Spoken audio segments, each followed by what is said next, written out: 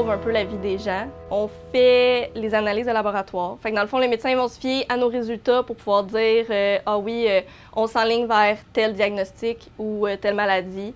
Fait que ça les aide beaucoup à dire trouver le problème que la personne va avoir.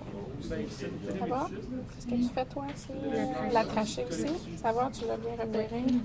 En tout cas, ça, c'est pas très difficile à trouver, celle-là. Hein? Non. Il y en a des fois, c'est un peu plus complexe. Un technologiste médical joue un rôle primordial dans les laboratoires d'un centre hospitalier, entre autres. Il va participer au dépistage, au diagnostic et au suivi des différentes maladies. Parce qu'il va contribuer à faire des analyses qui vont être transmises aux médecins et lui va s'en servir ensuite pour analyser tout ça. Donc, c'est un travail qui est vraiment important. Comme si tu regardes, tu vas voir vraiment c'est une rangée à la queue. Les qualités essentielles pour être technologiste médical, c'est d'abord une curiosité scientifique beaucoup, d'avoir une rigueur, une méthode de travail, parce que pour faire des analyses, évidemment, qui sont justes et bonnes, bien, il faut vraiment être rigoureux, méthodique. Aussi avoir l'intérêt pour la biologie, le corps humain, avoir le goût de faire des analyses et participer justement au domaine médical.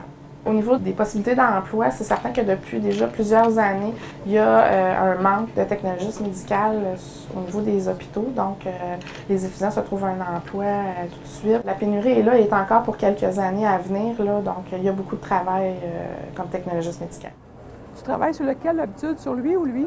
Les deux sont pareils, ça me dérange pas du tout. Les technologistes d'analyse biomédicale sont au cœur de l'hôpital parce que c'est eux qui vont aider les médecins à poser leur diagnostic ou à effectuer leur suivi.